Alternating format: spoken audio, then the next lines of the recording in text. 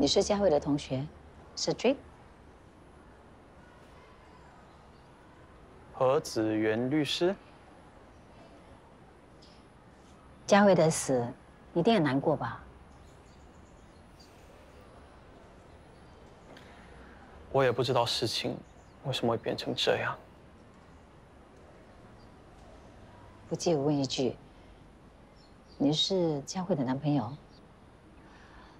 他日记里面有提到你，对你印象还挺好的，甚至还有点喜欢你。我们不是男女朋友，可是我们一向都很谈得来。我不知道他喜欢我，直到Lydia他们怎么了？他们在我面前欺负佳慧，说他喜欢我，而且他们还把欺负佳慧的视频发给我。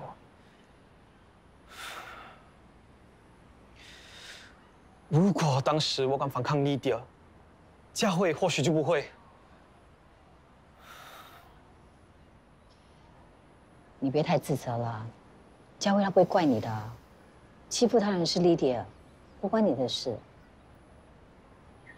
对了，刚才你说他们把视频发给你，可以让我看看吗？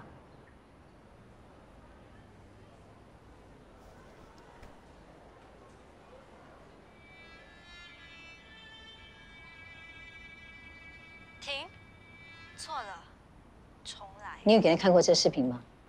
当然没有。可以转发给我吗？会对案件有帮助的。希望你能帮到佳慧，让Lydia他们受到惩罚。有没有可能？这位何律师是Lydia的辩护律师，要帮的话也是帮Lydia。你是Lydia的律师？要不是我及时出现，不知道这个证据还在不在。有什么新发现，记得要跟我 share。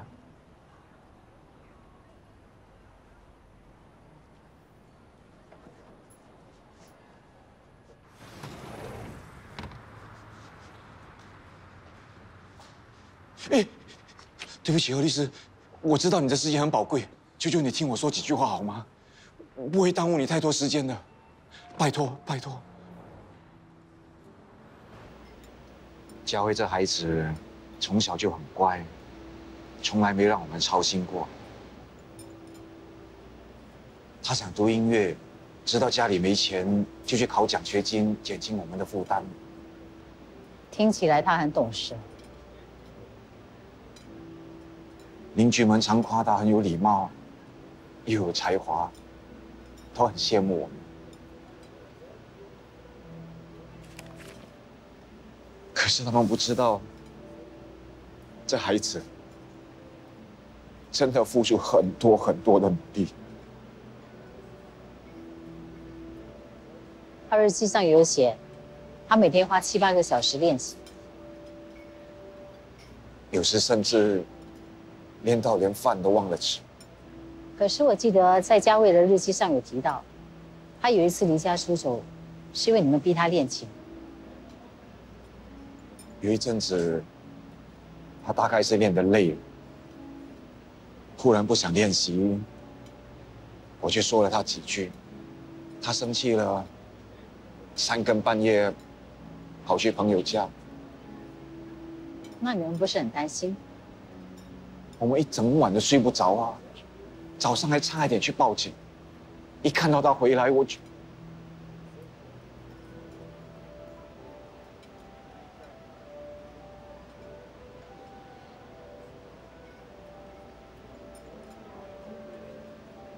你打了他？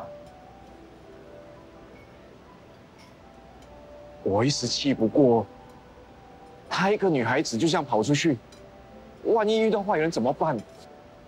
那一巴掌打下去之后，我也很心痛。我有想过要跟她说声对不起，可是最后还是没有。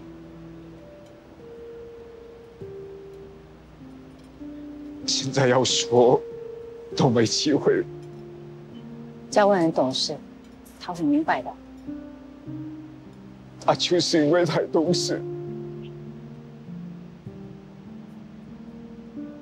所以有事都仅仅自己承受。爸，在做功课啊？怎么了？感冒了？没事，今天上课忘了带 jacket。都几岁了，还不会好好照顾自己？哎，表演快到了，万一病倒了怎么办？啊，睡前记得吃药啊。我是后来看日记才知道，当时他是被黎迪亚他们霸凌，才会感冒的。我真的很后悔，我每天只懂得工作，完全没发现他在学校被人欺负。就像他在日记里说，他是不想让你们担心吧？为什么这么傻啊？我们是他的父母，只要他告诉我们一声，我们拼了命都会保护他。有时候家人之间也有不想说的事，你们只要多关心一点，说不定事情可以一起解决，结局就有所不同。我们总是太在乎对方，以为不说、不问，就是给彼此空间，最后造成悲剧的发生。何律师，请问你有没有孩子？那你应该明白，我们当父母的心情。辛辛苦苦把孩子养大，就是希望看到他开开心心、快快乐乐，将来找到一份好工作，结婚、生子。可是现在什么都没了。何律师，我已经失去了佳慧。我真的不希望他死得这么冤枉。我求求你不要帮黎迪亚他们，让他们得到应有的惩罚，好吗？我求求你帮帮忙，求求你！谢谢你，何律师，谢谢你。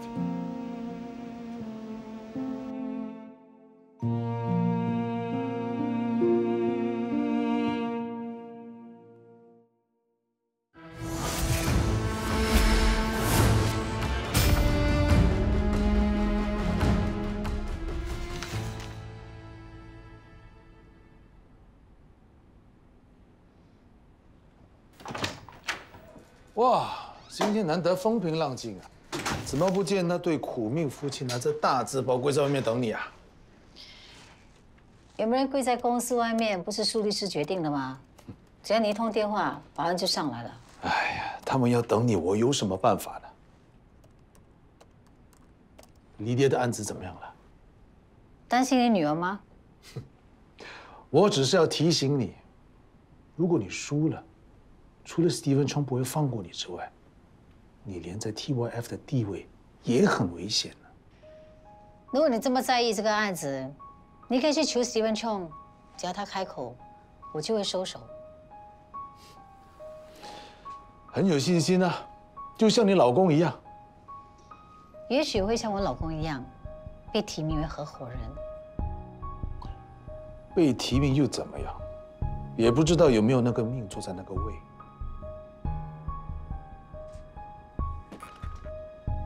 苏律师，要不要打个赌？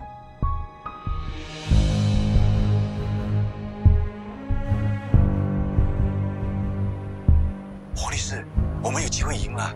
何律师答应我不出庭了。是吗？我没收到这个消息。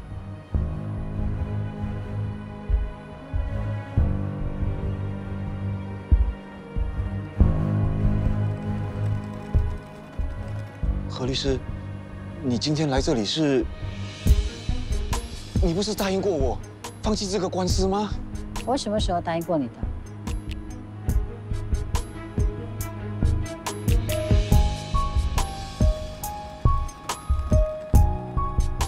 被告，请报上你的姓名、年龄和职业。我叫朱伟，今年37岁，是一名律师。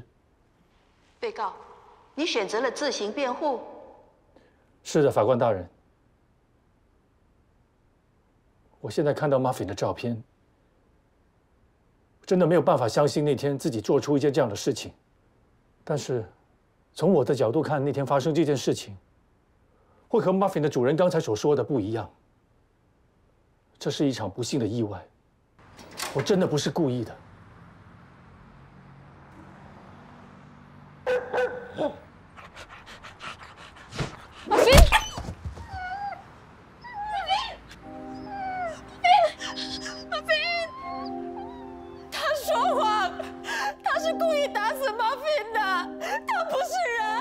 证人，请冷静点。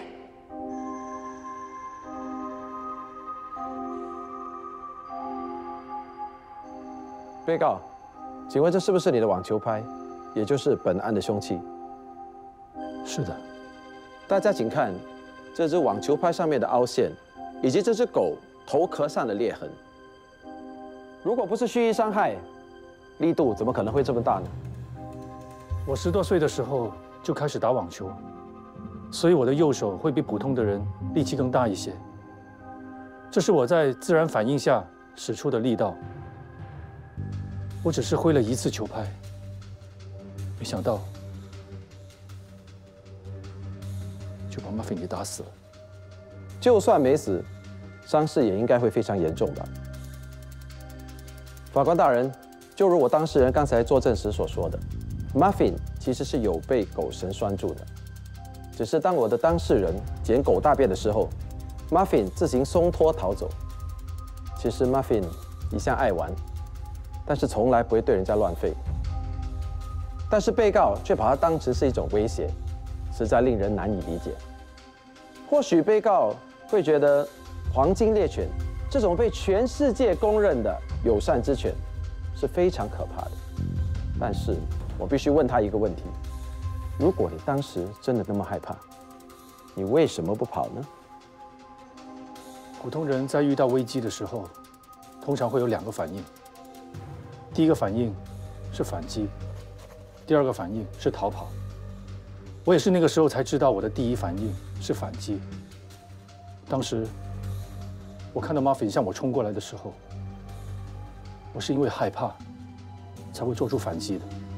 你有没有想过 ，Muffin 也许只想跟你玩，根本没有攻击你的意思。更何况 Muffin 是一只中型犬，你的身材比它大3倍，你凭什么认为它会伤害得了你呢？是因为我小的时候，曾经有一次被一只很凶的狗咬过。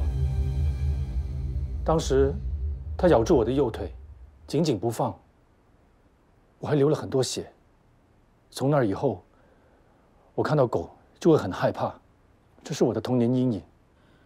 Muffin 根本不会咬人，它也从来没有咬过人。证人，请控制你的情绪。我只是挥动1次球拍而已，就1次。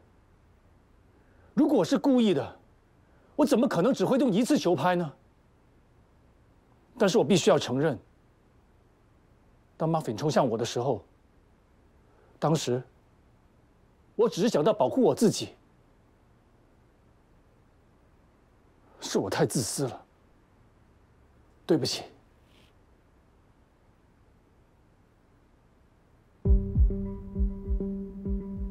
证人 Cedric Ong 刚刚说，被告 Lydia Chong 最近发了一个视频给他。影片的内容是3位被告一起欺负死者。我们现在就来播放。不过，在看影片之前，我希望大家能够做好心理准备。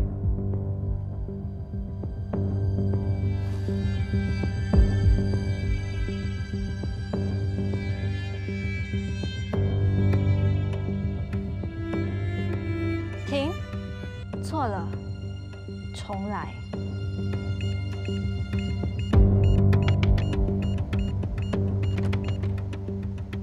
Cedric, why so late? 你们搞什么鬼？佳慧喜欢你，我们才叫你来。对啊，我们在帮你们呢。你们太过分了！佳慧，把衣服穿好，我们走。你敢？你忘了你 daddy 在帮我 daddy 做工啊？只要我随便说一句，你 daddy 就会被开除了。我们在帮你们，你不领情就算了，那你走啊。但是要走，你自己走。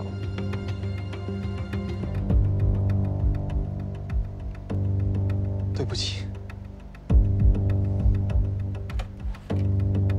继续啦。这段影片清楚地说明了2个事实：一，霸凌确实有发生；二，霸凌事件和柯佳慧的日记细节吻合。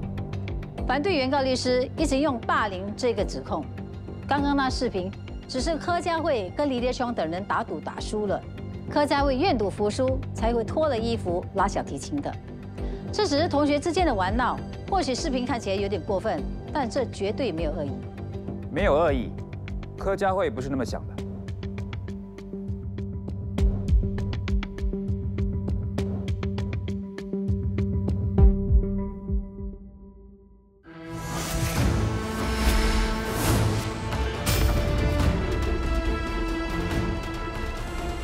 证人，你可不可以帮我念一念？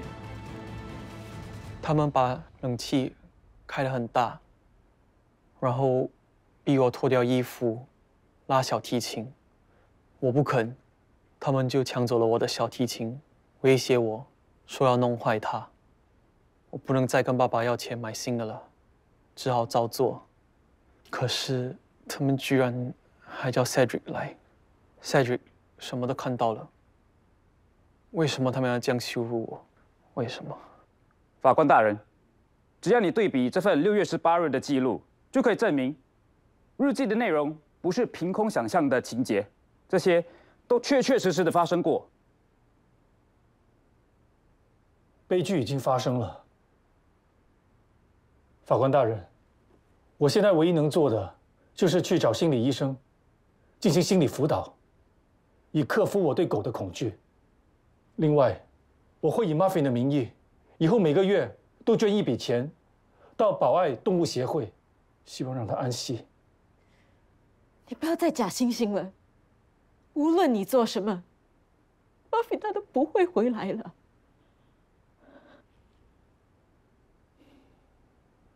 佳慧走后，我们天天都会想起她。她这么懂事，还有大好前途等着她，就这样走了，我们真的不知道该怎么活下去。法官大人，我没有其他问题了。律师，柯先生，听你说了这么多，感觉你跟你太太都非常疼爱你的女儿，对吗？当然。综合佳慧同学 Cedric Ong 的证词，还有你所形容的，佳慧是个懂事明理的孩子，跟家人感情也非常好。没错。那他为什么要离家出走？2021年1月12日，佳慧是不是曾经离家出走？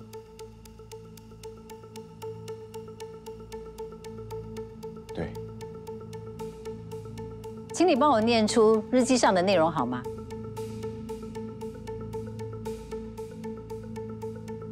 柯先生，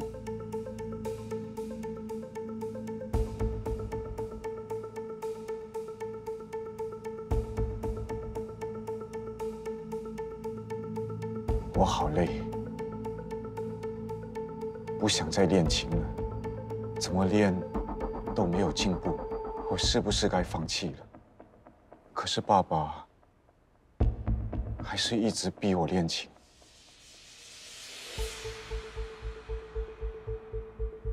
我真的好痛苦。佳慧在练小提琴的过程遇到了瓶颈，失去信心。身为父亲的你，不但没有关心他，还一直逼迫他，导致他承受不了压力，才会离家出走，对不对？柯先生，对还是不对？对。他离家出走1个晚上，早上回来，你对他做了什么？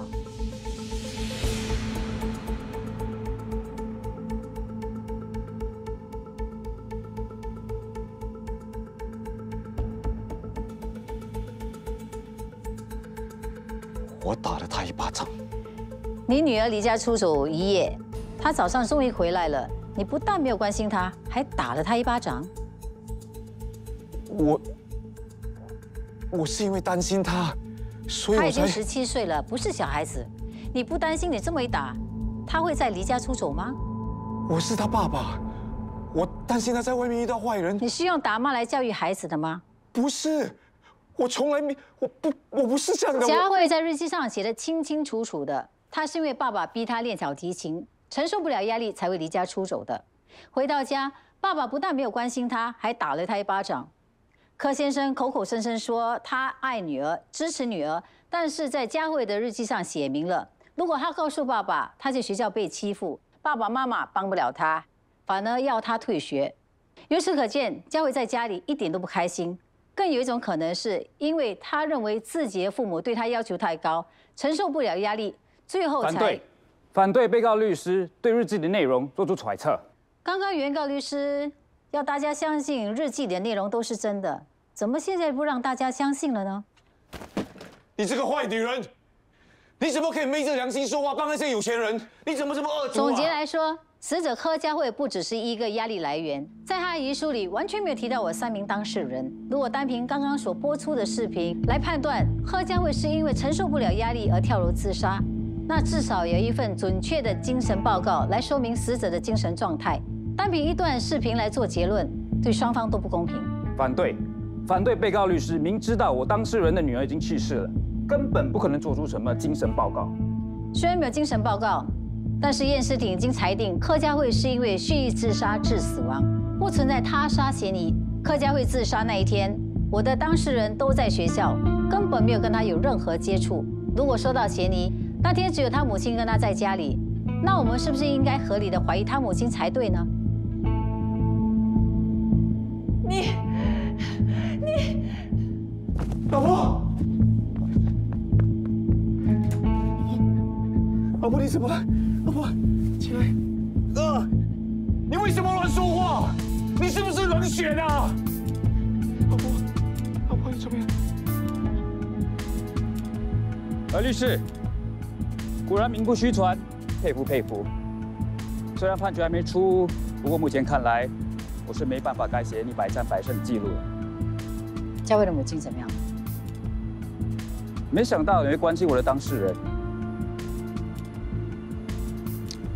柯先生已经送他进医院，应该没什么大碍。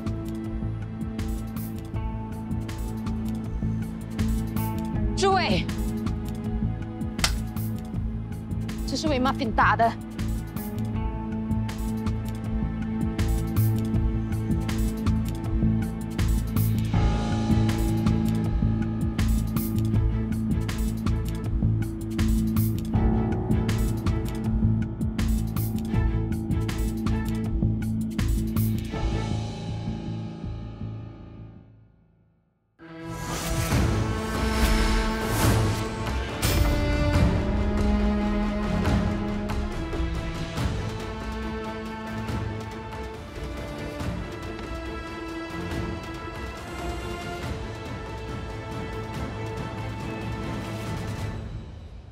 师傅，朱律师，师傅啊，刚刚怎么样？你这次也会赢吗？我都说了，我不是你师傅。很快就是了，我现在已经存够钱，再过一阵子就会去报读法律系。到时候啊，在9F 实习，师傅一定要做我的 mentor，OK？等你考到执照再说吧。我一定会的，谢谢师傅的鼓励。朱律师，你也赢了吗？被打一巴掌，应该是赢了吧？你被打了一巴掌？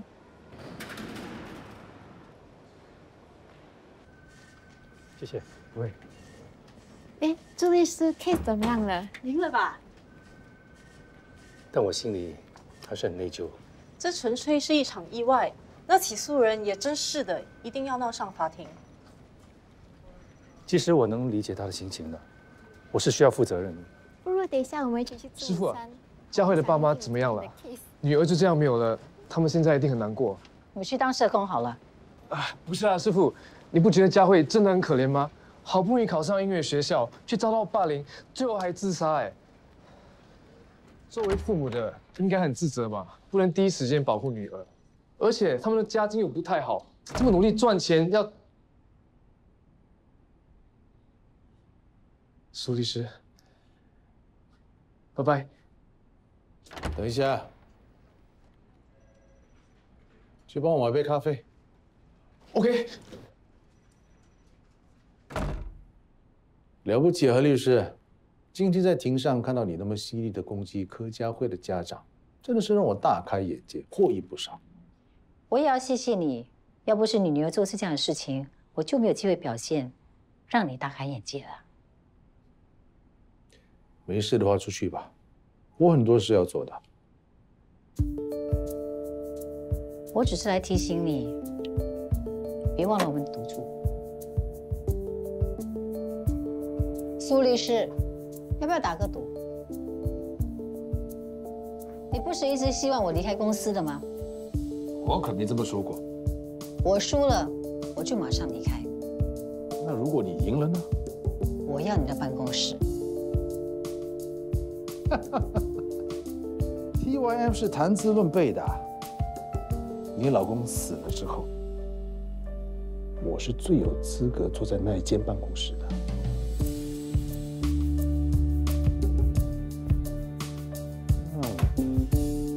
没想到你那么痴情，还这么想念你老公啊！赌还是不赌？我赢了，你女儿脱罪；我输了，我就滚蛋。怎么样，都是你赢。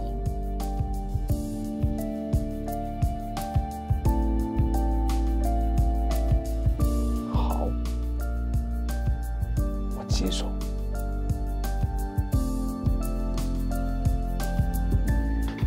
这个是不是该换了？哼，我还嫌这里风水不好呢，待太久怕会短命。那就谢谢你成全了。那我也祝你好运。如果你真的赢了，希望你可以把椅子给坐暖。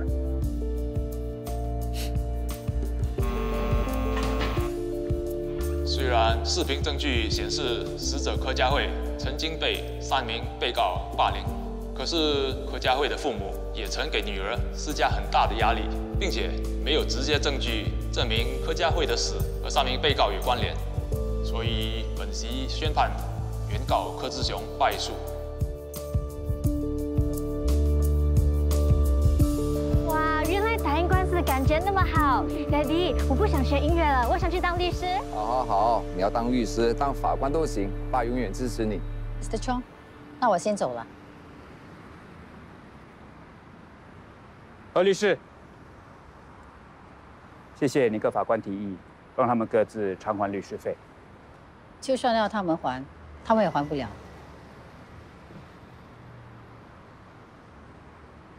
Daddy， 妈咪，等一下我们应该去哪里庆祝呢？我想吃 lobster。你想吃什么都可以。Yes。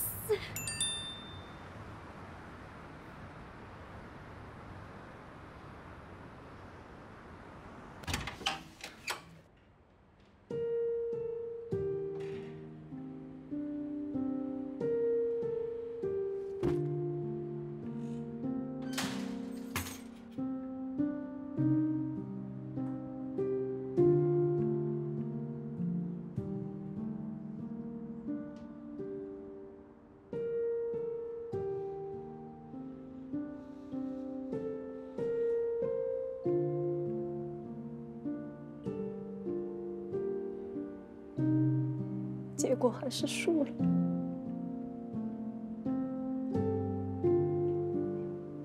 别想这么多，你不舒服，先回房躺一下吧。Daddy，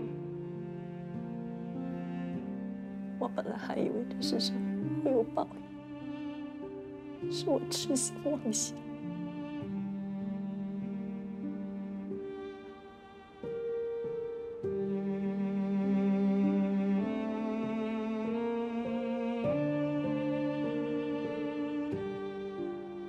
你要去哪里啊？准备拜祭的东西。你回房休息一下好不好？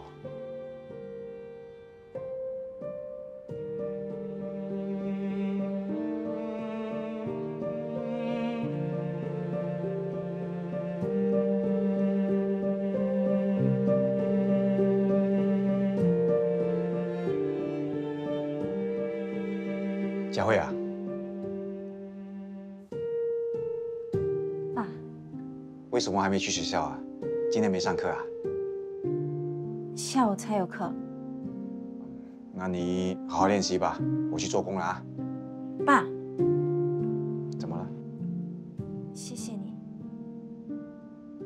谢我什么？我很任性，明知道家里没有钱，你工作也很辛苦，却还是想要学小提琴。谢谢你和妈妈，帮我实现梦想。你说什么谢不谢的？你呀，好好练习，我和你妈就很开心了，知道吗？我会的。好了，我去做工了啊。爸，又怎么啦？拜拜。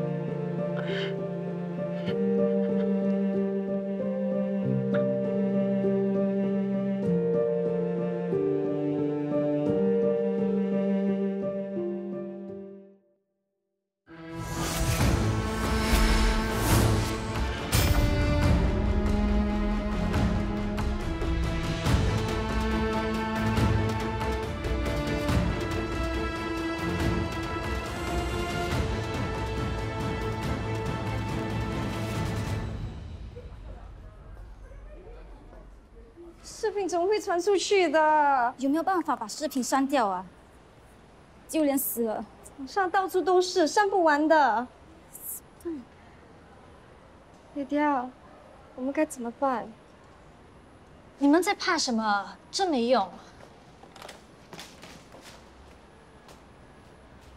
他当然不怕了哈，他爹地已经安排他出国读书了。喂，你爹地不是律师吗？快去和他说你要出国啊！我才不敢。为什么？他不是很疼你的吗？这次的事，他说我错了，已经教训我了。我爹地妈咪也把我骂了一顿，说如果再这样，就不给我继续读音乐学校。我跟蒂文森音乐学院的校长说好了，你下个月就可以去美国了。Thanks, Daddy。我恨不得快点离开那间破学校。你就这么舍得我们啊？舍不得，但是你们可以随时来找我啊。也对，坐你爹地的私人飞机很快就到了。可是以后家里就听不到你的琴声了。我现在就拉给你们听。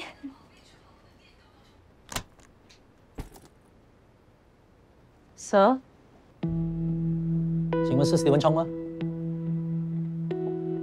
什么事？贪污调查局，我们想请你回去局里协助调查。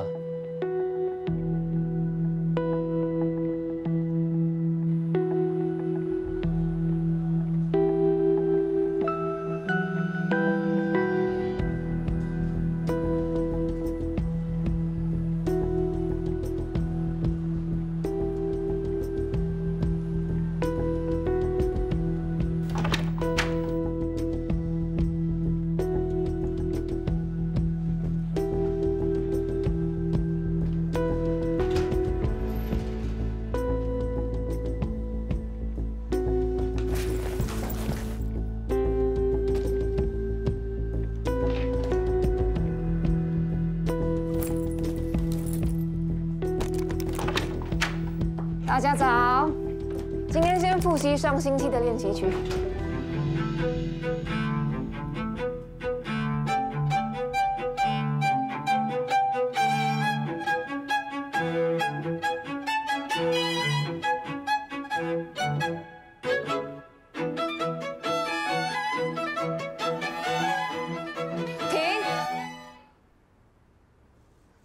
莉莉亚，你平时到底有没有练习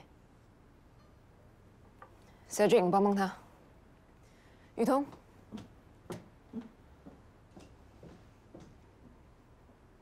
喂，你耳聋啊？老师叫你帮我，你还不帮？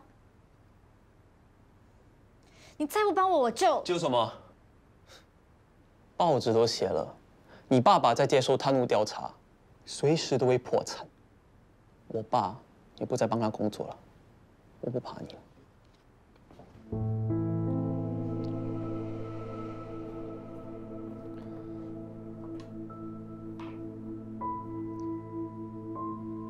刚才老师有这东西。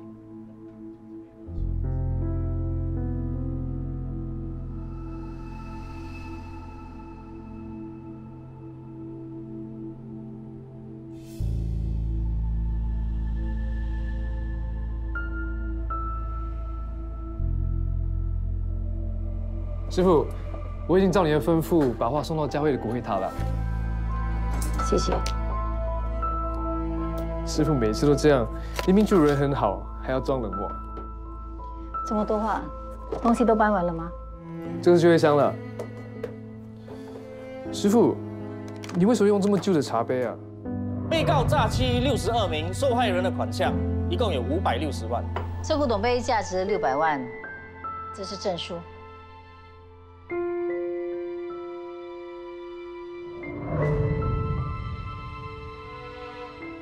哦，风水对不对？这个茶杯不是我的，那是谁的？这是很多人辛苦耕耘的心血，总有一天我会物归原主的。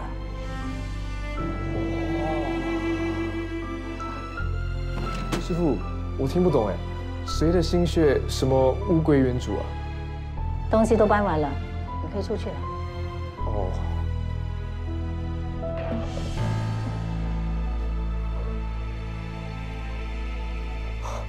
师傅，现在你的左边、右边都是 TYF 最厉害的人哎！哇，这里真的是风水宝地耶！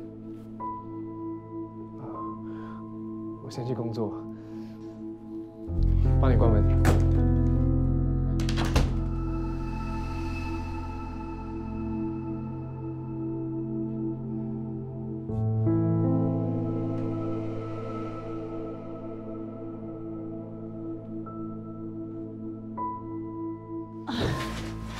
只是公司周年庆祝会，干嘛喝这么多？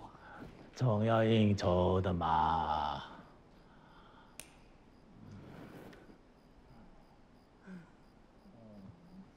你的酒量不好，就别喝这么多。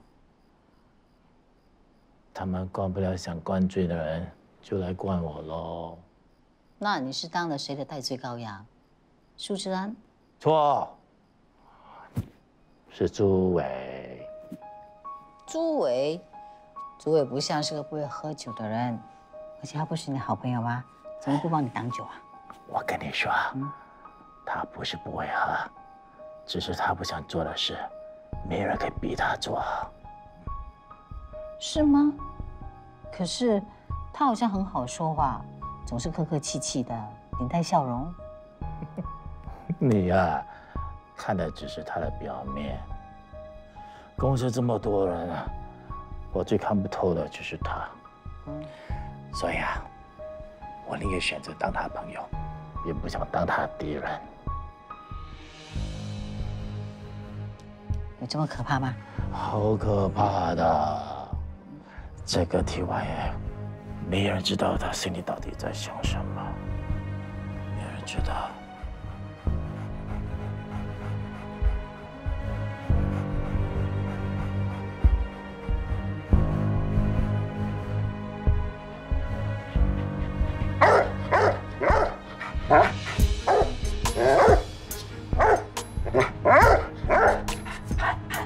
你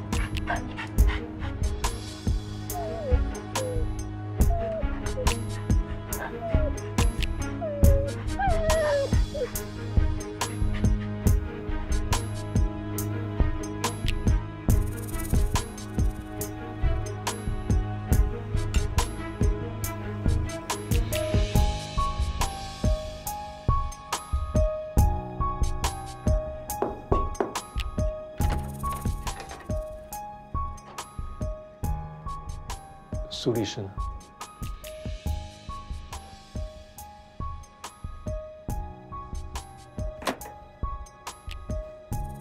以后这里就是我的办公室。你好，邻居。